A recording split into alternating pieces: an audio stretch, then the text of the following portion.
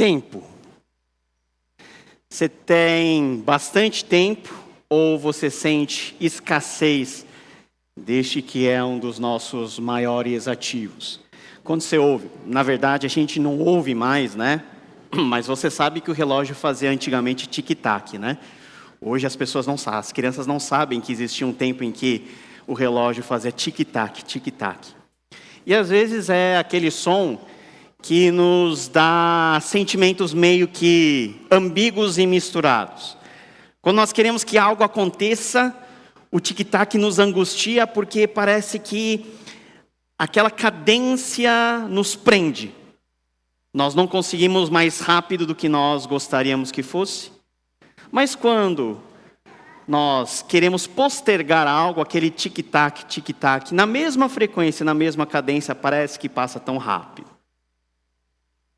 É como jogo de futebol bom. Você não vê os dois tempos de 45 minutos passarem. Mas quando o jogo é ruim, aquilo demora para passar. E o tempo tem essa mescla de percepções e de sentimentos.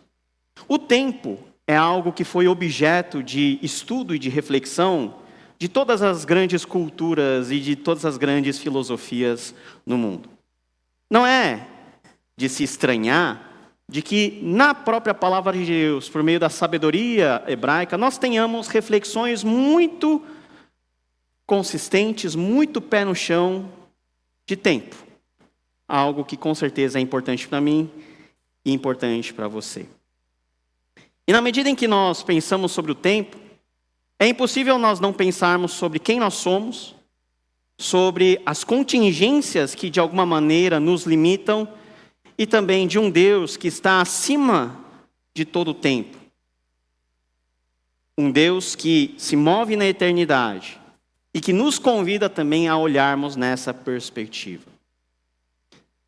Nós somos convidados a fazermos reflexões agridoces sobre o tempo e a vida. E quando eu falo de agridoce, nesse tempo agora, é possível que você até fique com mais fome, porque agridoce relembra temperos, tipos de comida.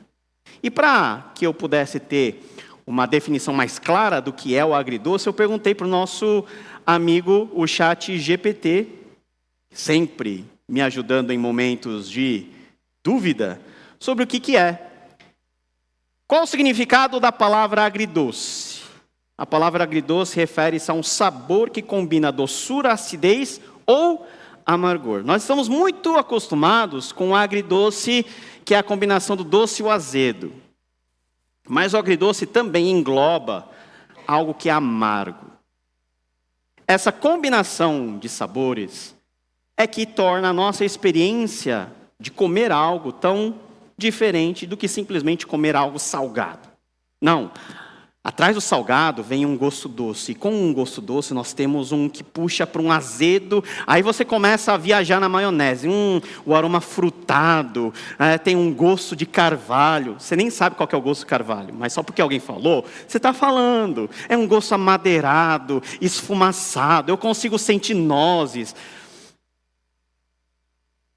Essa combinação de sentimentos e percepções é justamente o que nos faz pensar de forma realista sobre o tempo e qual é a visão que o povo de Deus tinha a respeito desse ativo tão importante. E para nós conhecermos e para nós sentirmos como que o tempo foi pensado, eu convido você a abrir a sua Bíblia em Eclesiastes capítulo 3, no capítulo que nós chamamos de o capítulo do tempo.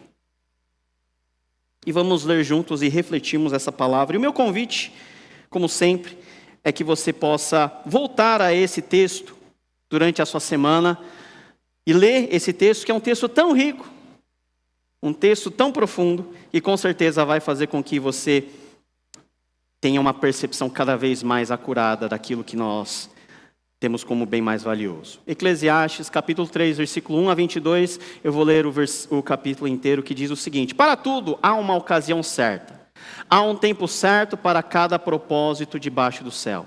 tempo de nascer e tempo de morrer, tempo de plantar e tempo de arrancar o que se plantou, tempo de matar e tempo de curar, tempo de derrubar, tempo de destruir. Tempo de chorar, tempo de rir, tempo de prantear e tempo de dançar. Tempo de espalhar pedras e tempo de ajantá-las. Tempo de abraçar e tempo de se conter. Tempo de procurar e tempo de desistir. Tempo de guardar e tempo de jogar fora. Tempo de rasgar e tempo de costurar. Tempo de calar e tempo de falar. Tempo de amar e tempo de odiar. Tempo de lutar e tempo de viver em paz. O que ganha o trabalhador com todo o seu esforço? Tenho visto o fardo que Deus impôs aos homens. Ele fez tudo apropriado ao seu tempo. Também pôs no coração do homem o anseio pela eternidade. Mesmo assim, ele não consegue compreender inteiramente o que Deus fez. Descobri que não há nada melhor para o homem do que ser feliz e praticar o bem enquanto vive. Descobri também que poder comer, beber e ser recompensado pelo seu trabalho é um presente de Deus. Sei que tudo que Deus faz permanecerá para sempre. A isso nada se pode acrescentar e disso nada se pode tirar.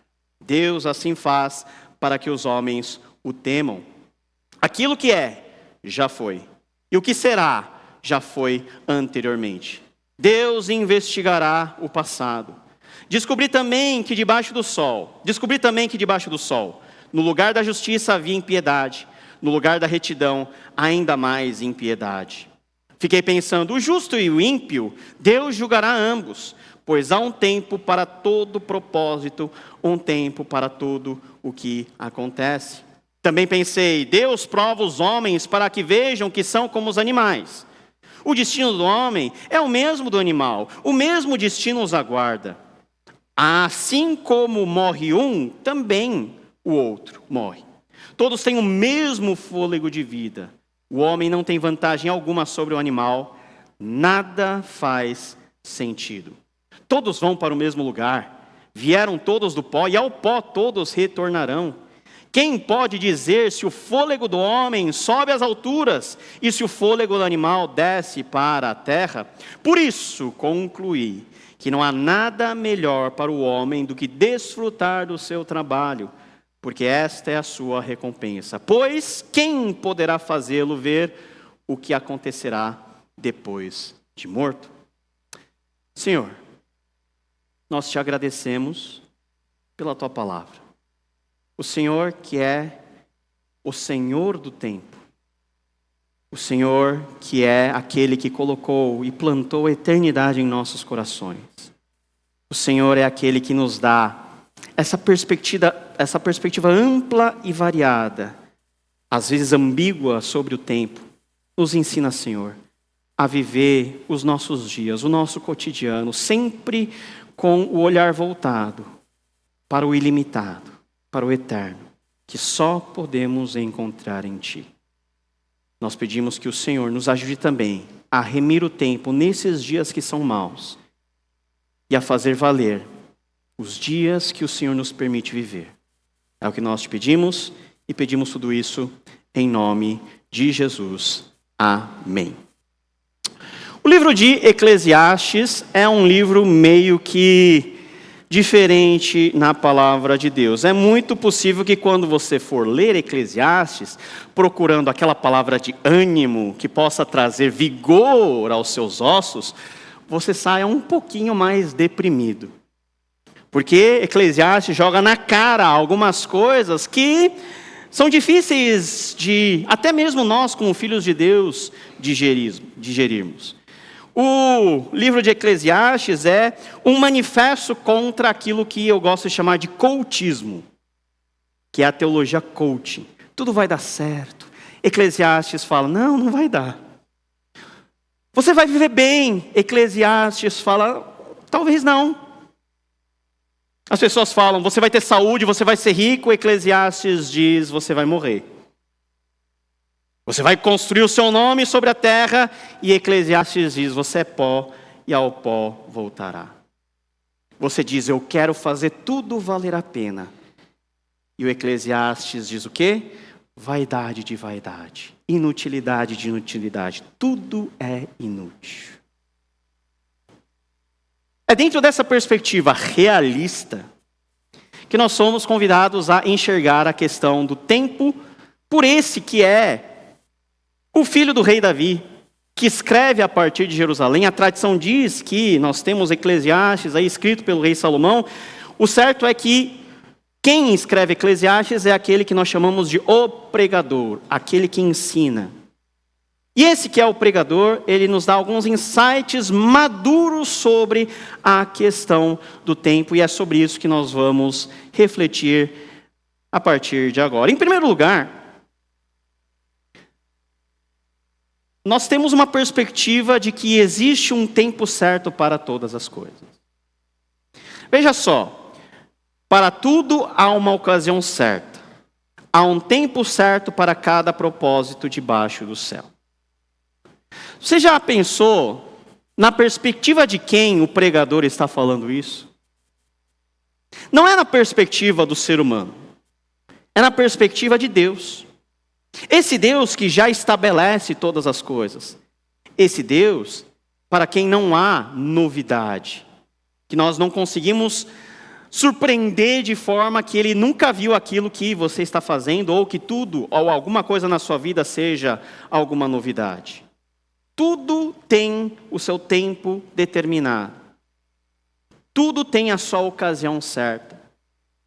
E talvez um dos textos mais conhecidos é justamente esse texto onde o pregador diz que há tempo para todas as coisas. Há tempo de nascer e há tempo de morrer.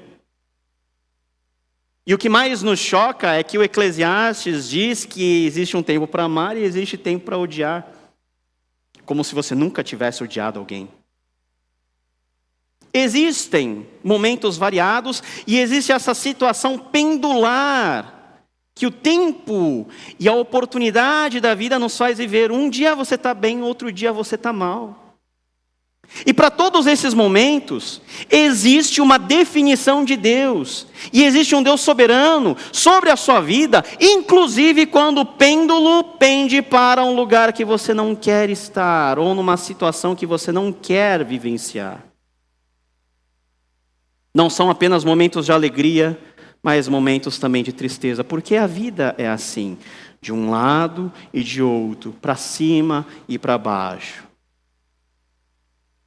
Existe tempo para todas as coisas, e você saber que o tempo não é algo que você pode manipular, já tira das suas costas um peso muito grande de você ter que correr contra o tempo, de você querer acelerar as coisas, de você querer antecipar coisas que estão mais para frente.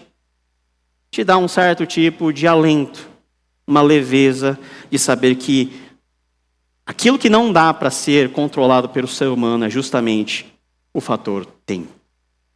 Existe tempo para todas as coisas. Existe ocasião certa para todos os momentos. E conhecer a ocasião certa, o tempo exato das coisas, é o que também a Bíblia chama de sabedoria. É você ter a serenidade que vem com a maturidade de entender que aquilo que você quer não é para agora, é para depois. Você tem que esperar.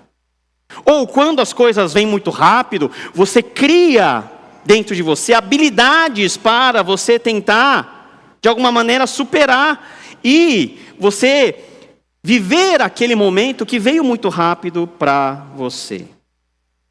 Saiba, meu querido, que tudo que acontece na sua vida obedece um tempo, um timing determinado, governado pelo Senhor da história.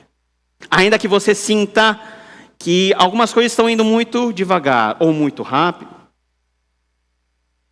você pode ter a certeza que a sua vida não está descontrolada no sentido de que tudo pode acontecer de qualquer jeito. Não, Deus, Ele controla todas as coisas, porque Ele tem nas suas mãos as rédeas da história.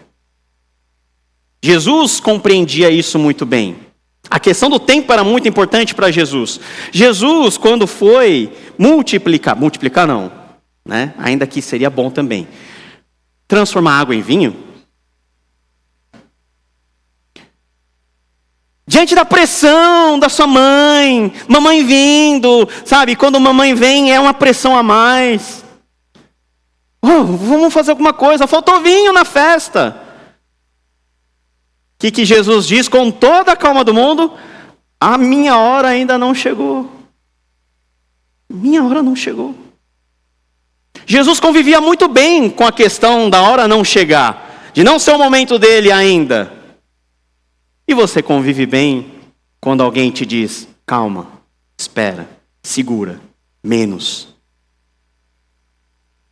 Em outros momentos, Jesus tinha clara noção de que o tempo havia chegado, Marcos 1,15, e dizendo, o tempo está cumprido e o reino de Deus está próximo, arrependei-vos e crede no Evangelho. O tempo está cumprido. Se existe a convicção da sabedoria bíblica de que há tempo determinado para todas as coisas, aquilo que nós precisamos, com a ajuda do Espírito Santo, praticar e maturar dentro de nós é a habilidade de nós sabermos quando é e quando não é o tempo. Criarmos um espírito de serenidade contra o mal do nosso século, que é a angústia, que é a pressa, que é o desespero. O que o texto também nos ensina, em segundo lugar, é uma realidade que talvez para você seja estranho de conciliar. Mas o pregador nos ensina que o cotidiano e a eternidade são importantes. O que nós temos como padrão de pensamento como crentes medianos da igreja? Que o cotidiano é menos importante que a eternidade. E que a eternidade é algo que é infinitamente melhor, e por essa excelência da eternidade, o cotidiano acaba sendo apenas uma passagem rápida e breve, que muitas vezes você faz de qualquer jeito e de qualquer maneira. Diante da importância do tempo, e o tempo é algo que nós vivemos dentro do cotidiano, porque na eternidade o padrão de tempo não será o tempo tic-tac. Nós somos convidados a repensar na importância que o nosso cotidiano tem.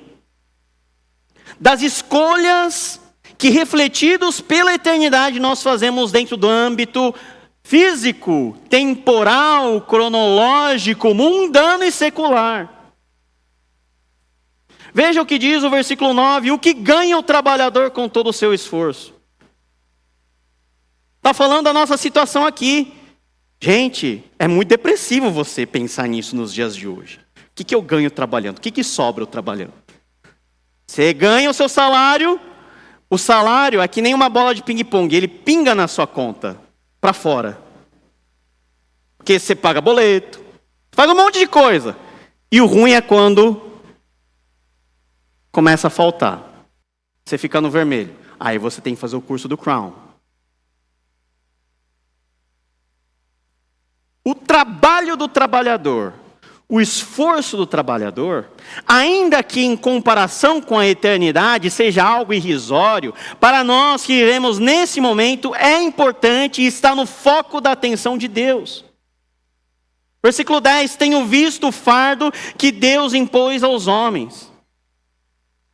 Também pôs no coração do homem um anseio pela eternidade, mesmo assim ele não consegue compreender inteiramente o que Deus fez. Essa é a nossa condição. Nós vivemos no hoje, experimentando a eternidade prometida por Deus em Cristo Jesus, mas ainda com essa crise dentro de nós, do já e do ainda não, do é para agora e do que eu tenho que esperar, do que eu tenho que fazer hoje no meu trabalho, em reflexo às virtudes eternas proclamadas pelo Evangelho de Jesus Cristo, a minha limitação como ser carnal, como pecador, em face à grandeza e excelência de um Deus que não tem fim, que não tem começo. A nossa grande crise como crente é que nós temos dentro do nosso coração um anseio pela eternidade, mas nós não sabemos viver essa eternidade no tempo limitado de vida e dentro do nosso cotidiano. E olha só o que o pregador diz: descobri que não há nada melhor para o homem do que ser feliz, praticar o bem enquanto vive. Quer ver outra coisa tão boa quanto? Aí eu gosto do versículo 13. Descobri também que poder comer, beber e ser recompensado pelo seu trabalho é um presente de Deus. Mas são coisas tão corriqueiras, são coisas tão normais.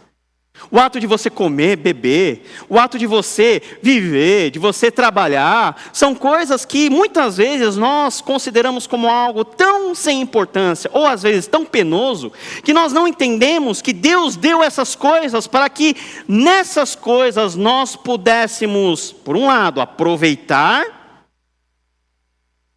e por outro lado, ter a perspectiva de que aquilo que nós vivemos hoje é apenas uma antecipação daquilo que em perfeição nós teremos na eternidade. Porque tudo é um presente de Deus. Se você pode comer, quantos já agradeceram? Deus, obrigado pela comida e obrigado porque eu posso comer. Porque tem pessoas que não podem comer. Tem pessoas que não podem sentir o gosto da comida. Quantas pessoas ficam lá falando mal do trabalho, e eu já trabalhei muito tempo na vida secular e sei que o trabalho, às vezes, é um negócio meio complicado. Mas ao invés de reclamar, quantas vezes nós olhamos para os céus e agradecemos porque nós temos pelo menos isso para fazer, para dar dignidade à nossa família. Sei que tudo o que Deus faz permanecerá para sempre. A isso nada se pode acrescentar e disso nada se pode tirar. Deus assim faz para que os homens o temam. E a grande interseção entre o cotidiano e a perspectiva da eternidade é que dentro do cotidiano nós possamos temer a Deus. E o ato de temer a Deus é trazer para o nosso cotidiano aquilo que em perfeição nós viveremos na eternidade. É nós vivermos os padrões do reino de Deus dentro da nossa vida cotidiana. Nós somos pecadores, nós somos falhos, nós somos tão pecadores quanto qualquer ímpio que está lá fora. Mas uma vez que nós somos atingidos pela graça de Jesus, nós somos convidados a viver como povo de Deus, que tem um outro tipo de relógio, além do tic-tac cronológico, que se move de acordo com os valores daquilo que é eterno, daquilo que é duradouro, daquilo que nunca se acabará. Como você tem vivido o seu cotidiano? Você tem trazido a eternidade para o seu cotidiano? Você tem trazido os valores da graça e do Evangelho de Jesus Cristo ao seu cotidiano? Ou você só está esperando o cotidiano acabar para você ir para a eternidade? Porque pode ser que isso seja a sua opção. E não é que você não vai para a eternidade. Porque todo que crê no nome do Senhor será salvo. Mas eu acho que você perde muito em você não viver aquilo que Deus quer que você viva. A partir das coisas simples, que têm o seu valor. Comer é importante, beber é importante. Tão importante que no mundo por vir nós não deixaremos de comer e beber, graças a Deus. Você acha aquele prato de lasanha delicioso? Aquele joelho de porco? Imagina no mundo por vir. Ah, pastor, no mundo por vir vai ter porco? Vai. Vai ter porco, vai ter boi. Tudo glorificado. Sem nenhuma impureza, principalmente dos porcos. Mas vai. Seu cotidiano importa para Deus. Seu cotidiano importa para Deus. Terceira coisa, o tempo é o espelho das nossas limitações. Veja só o versículo 15 até o 17, que de forma poética o pregador diz: aquilo que já foi, que é, já foi, e o que será, já foi anteriormente. Deus investigará o passado. Descobri também que debaixo do sol, no lugar da justiça havia impiedade, no lugar de retidão havia mais impiedade. O tempo nos mostra que nós não somos perfeitos. Onde nós queremos ver retidão, nós vemos corrupção. Onde nós esperamos piedade, nós vemos impiedade. Na pessoa que você acha existir algo de bom, você descobre que existe uma mancha daquelas que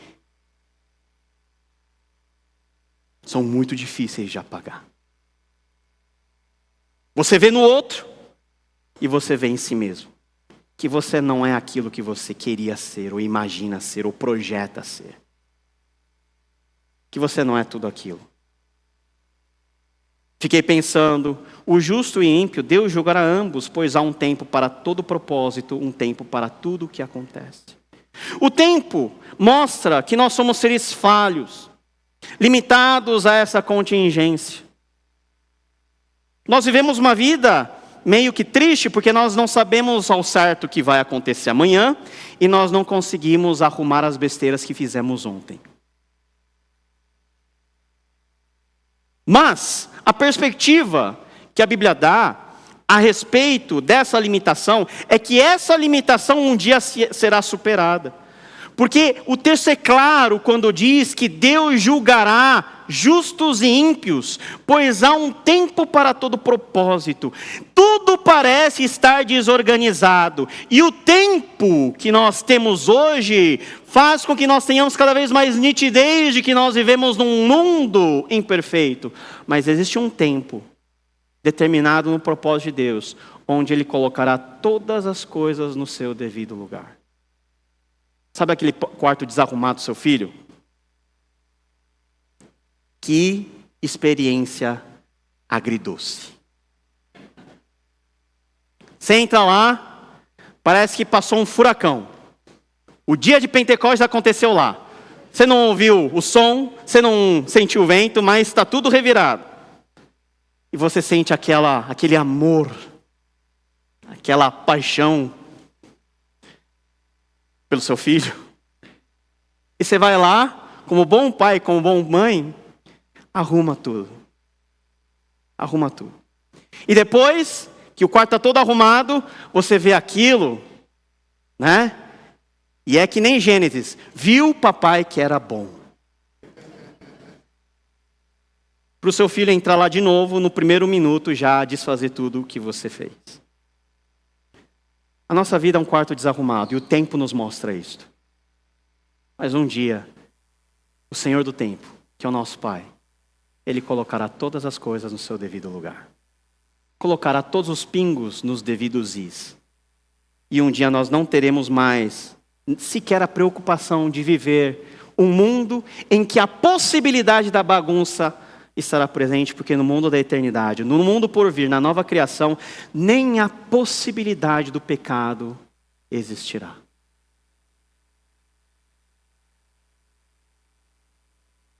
Também pensei, Deus prova os homens para que vejam que são como animais. O destino do homem é o mesmo do animal, o mesmo destino os aguarda. Você se sentiu ofendido? O pregador está jogando na sua cara que você é igual a um animal. E o que nos iguala a qualquer animal é que todos vamos morrer.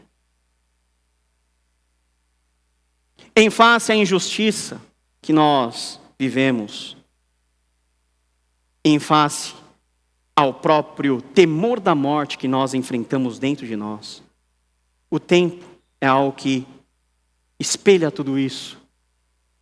E hoje, você tem menos tempo de vida que você tinha ontem. Celebrar aniversário é um negócio meio agridoce também, né? Para quem está mais perto da eternidade é mais amargo do que doce. Mas é aquele negócio, eu estou comemorando mais um ano, mas eu estou mais próximo de ver Jesus. E tem pessoas que estão tristes. Ai meu Deus, eu queria estar mais aqui. Quero ver Jesus daqui a 80 anos. Mas como nós estamos numa vibe mais ácida, pode ser que sim, pode ser que não.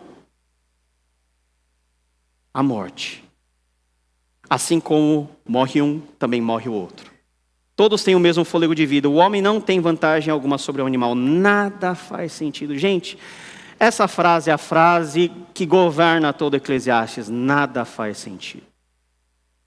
Se você tem diante de si a morte, o que faz sentido para você? Tudo que você construiu, um dia será desconstruído.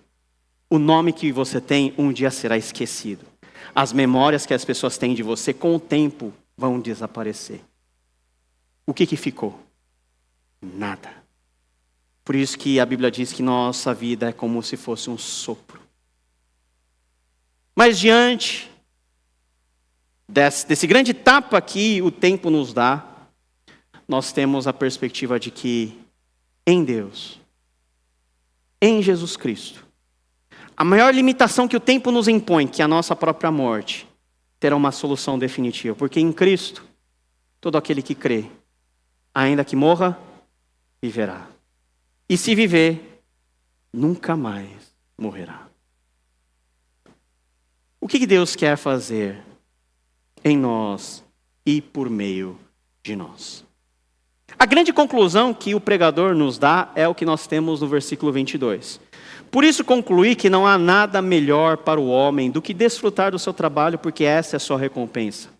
Pois quem poderá fazê-lo ver o que acontecerá depois de morto?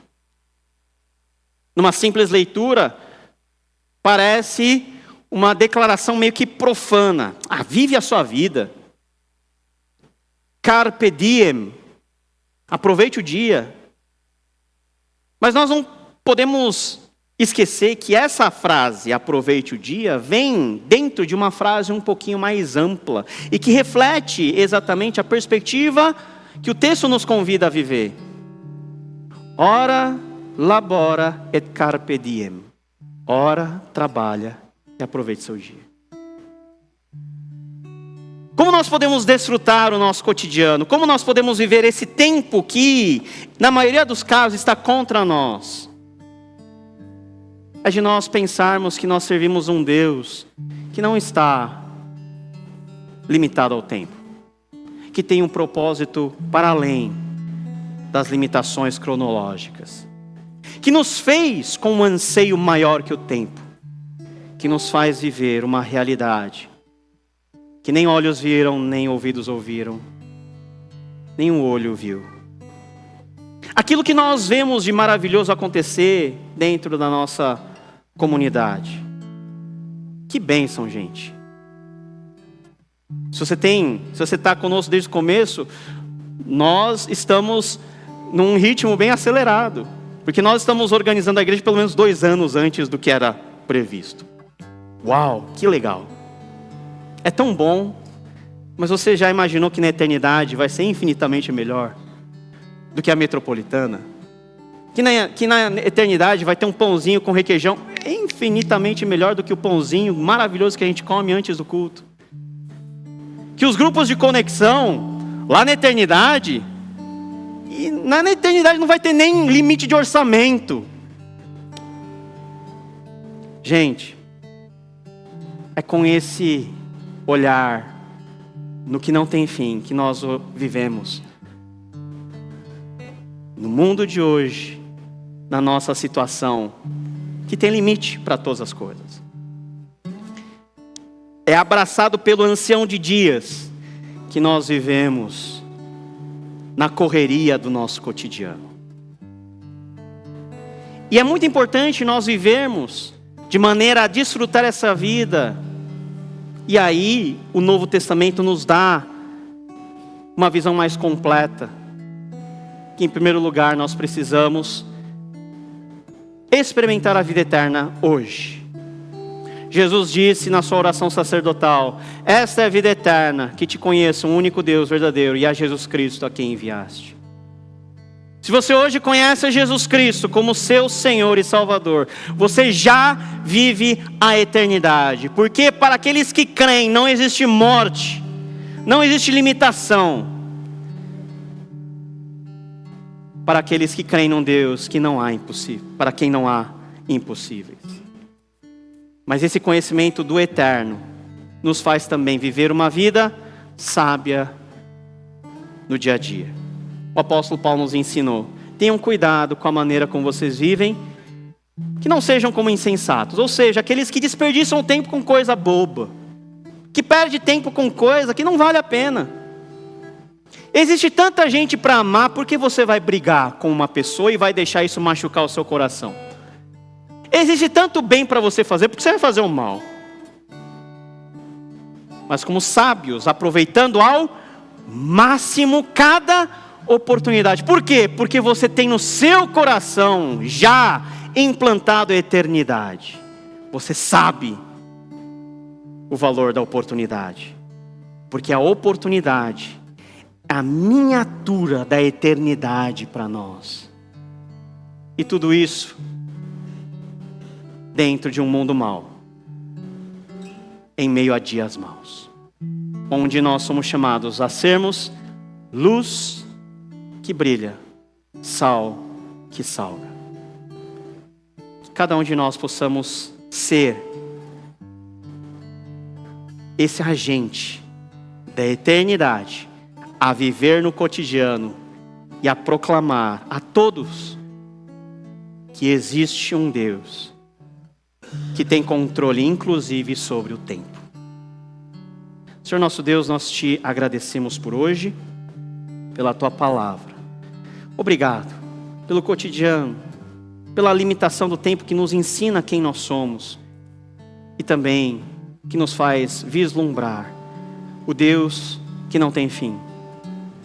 Esse Deus que nós adoramos, esse Deus a quem nós nos submetemos. Muito obrigado, em nome de Jesus. Amém.